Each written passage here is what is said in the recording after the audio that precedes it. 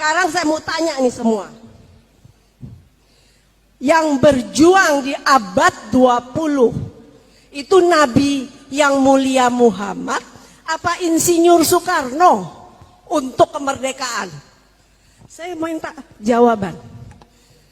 Silakan siapa yang mau menjawab berdiri. Jawab pertanyaan ibu ini. Saya akan menjawab pertanyaan ibu. Betul sekali. Tidak ada Nabi Muhammad memanggul bambu runcing di abad 20 untuk memerdekakan negeri Indonesia. Yang berjuang di abad 20 adalah rakyat Indonesia, para veteran, para tokoh masyarakat, para jawara, para pendekar dari seluruh pelosok negeri, para santri, para kiai. Bagi kami rakyat Indonesia yang berjuang itu adalah Jenderal Sudirman. Dan yang perlu ibu ketahui, perjuangan di abad 20 itu dikuatkan oleh akidah baginda Muhammad SAW. Ibu tahu, di mana-mana ada pertempuran, di situ ada kalimat takbir, Allahu Akbar. Siapakah yang membawa kalimat itu? Kalau bukan Nabi Muhammad, tidak ada ibu di pertempuran itu. Demi Bung Karno itu tidak ada. Itu poin pertama. Poin kedua, negeri ini merdeka didominasi oleh 90% lebih umat Islam. Dan umat Islam itu umat siapa kalau bukan umat Nabi Muhammad? Kalaupun pada saat ini umat Islam akan digeser, kiainya ya dipenjarakan, difitnah, macam-macam sudah. Poin ketiga, jarah mencatat belum ada Bung Karno itu memanggul bambu runcing. Coba ibu ingat-ingat deh, Bung Karno sangat ngotot kepada Jenderal Sudirman untuk akhiri perang gerilya dan lebih memilih perdamaian, yaitu kerjasama. Nah, sekarang pertanyaannya, apa yang akan dihasilkan dari kerjasama itu? Kenapa Jenderal Sudirman tetap ngotot?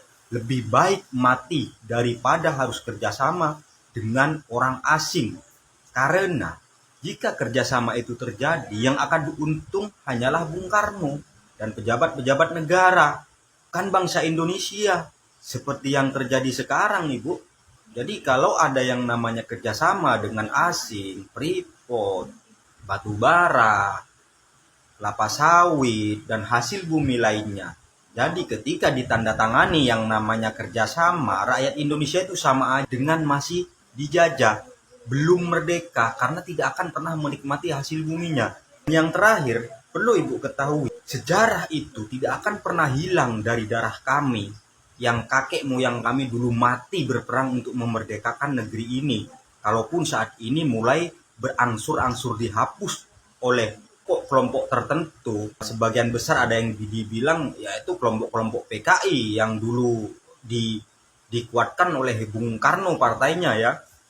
Saya sudah menjawab pertanyaan ibu bahwasanya tidak ada Nabi Muhammad memanggul bambu runcing di negara ini pada abad 20 dan belum ada sejarah yang mencatat bahwasanya Bung Karno itu memanggul bambu runcing. Bergelir itu tidak ada, Ibu.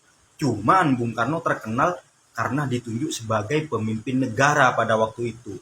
Sebenarnya kalau kita disuruh memilih, kami akan lebih memilih Jenderal Sudirman sebagai presiden, Ibu. Kalau misalkan ditanyakan siapakah yang lebih pantas duduk sebagai presiden, kalau misalkan seperti itu, kami akan berteriak Jenderal Sudirman yang pantas menjadi presiden. Untuk penutupnya, karena saya sudah menjawab pertanyaan ibu, saya akan tanya balik ke ibu. Tolong dijawab dengan jujur. Pertanyaan pertama, pernahkah Bung Karno itu mengkhianati negeri ini, bangsa ini? Dan kalau memang pernah, berapa kali Bung Karno itu mengkhianati negeri ini? Tolong dijawab dengan jujur, Ibu. Kalau misalkan tidak pernah mengkhianati negeri ini, tidak perlu dijawab. Ya, sekian, terima kasih.